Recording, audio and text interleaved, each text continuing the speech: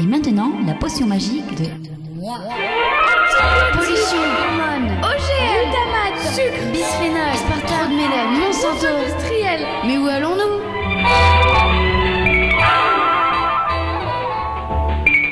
Salut, je tenais à vous remercier de partager ces potions comme vous le faites. Je vois que les compteurs augmentent tranquillement et du coup ça m'indique que ça vaut le coup de continuer. Voilà, donc je continue. Et surtout, n'hésitez pas à poser vos questions en commentaire ou par mail aussi. Je réponds dans la mesure du possible, je réponds. Voilà.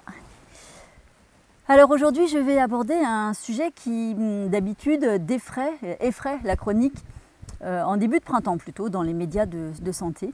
C'est le marronnier d'avril en général.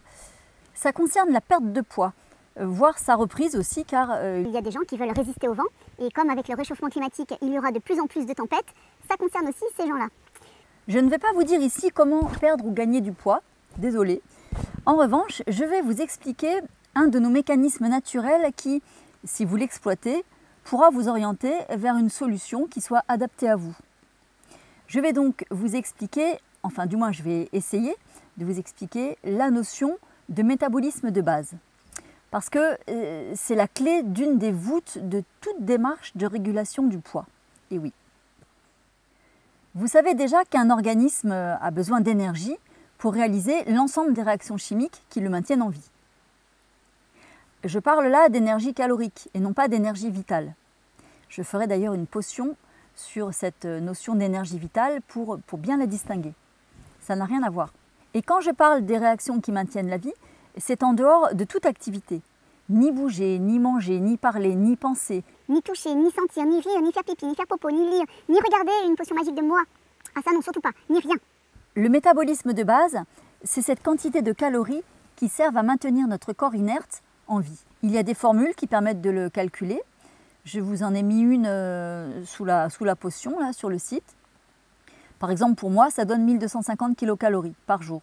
Ça veut dire que je dépense d'emblée 1250 kilocalories par jour, rien qu'en dormant. Ouais, mais alors sans ronfler du coup, hein. Et surtout sans digérer. Parce que là, il y en a, vu ce qu'ils mangent le soir, faudrait voir à faire un emprunt à la banque pour choper des calories en rab. Ce nombre est donné pour un métabolisme idéal, c'est-à-dire qu'avec ce budget calorique, l'organisme peut faire tout ce qu'il a à faire sans galérer. C'est l'énergie qu'il lui faut pour un fonctionnement optimal de tous les organes qui ont des trucs à faire quand on dort. Quand on ne dort pas, chaque action que l'on mène va demander de l'énergie supplémentaire.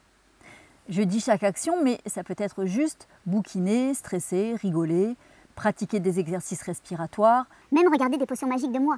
En fonction de ce que l'on fait ou de ce que l'on vit, la rallonge des calories nécessaires peut vite doubler, voire tripler le métabolisme de base. Il y en a donc qui se sont dit, tiens, pour maigrir, il suffit soit de manger pareil que d'habitude, mais de faire plus de trucs genre du sport, ah mais quelle horreur! Soit de ne pas modifier ses activités, mais de manger moins de calories. C'était pas bête de penser ça. Sauf que, il y a deux erreurs. La première, c'est que les gens se sont du coup mis à virer le gras, qui est très calorique. Ça leur a permis de manger presque les mêmes quantités que d'habitude, mais que de glucides et de protéines. Or, le gras, le bon gras végétal cru, bien sûr, comme les avocats, les huiles, les noix, les olives, ça ne se stocke pas, on en manque plutôt. Donc ce gras, on l'utilise toujours pour réparer toutes nos membranes cellulaires qui ne sont faites que de gras. Allez, je vous passe les 3 sucres et les 4 protéines qui en font partie. La seconde erreur, c'est que cette théorie oublie que c'est notre inconscient qui est aux manettes de tous nos organes et donc de toutes ces réactions chimiques. Et oui, aucune de ces régulations métaboliques ne nous parvient à la conscience, pas même à un mètre en dessous. Or, comme je l'explique dans la potion sur l'hypnose, l'inconscient n'a qu'un but, c'est nous protéger. Donc, voyant qu'on ne mange pas les calories nécessaires au fonctionnement de base et aux activités, il transforme des réserves de gras en calories pour compenser le manque. On maigrit donc, ça dure un temps, plutôt court ça. Puis toujours rien de plus. On avait droit à 2500 kilocalories pour faire notre journée, et là, bout, il n'y a que 1200 qui rentrent, la zone absolue. Il se dit alors, tiens, les livraisons de fournitures ne reviennent pas à la normale, ça sent le roussi. Je vais peut-être économiser en mettant en stand-by des réactions métaboliques non indispensables pour le moment. De la maintenance, du nettoyage, tout ça. Donc, il diminue son métabolisme de base, ça passe par exemple de 1250 à 1000. Mais la restriction alimentaire perdure. Alors non seulement il baisse encore ses dépenses de base en réalisant des économies ici et là, il bouge toutes les manettes possibles et imaginables pour passer ses dépenses en dessous de ce qui est apporté. Et là, Comme il sait nous protéger de la famine, car notre préhistoire l'a ancré dans nos gènes, il se met à stocker tout ce qu'il peut au cas où la bouffe ne reviendrait pas comme avant. Donc, l'énergie d'une plâtrée de haricots verts peut se voir stockée par ce mécanisme de survie de l'espèce, géré par un automate dévoué à notre protection. Ambiance 2001 Odyssée de l'espace, les amis.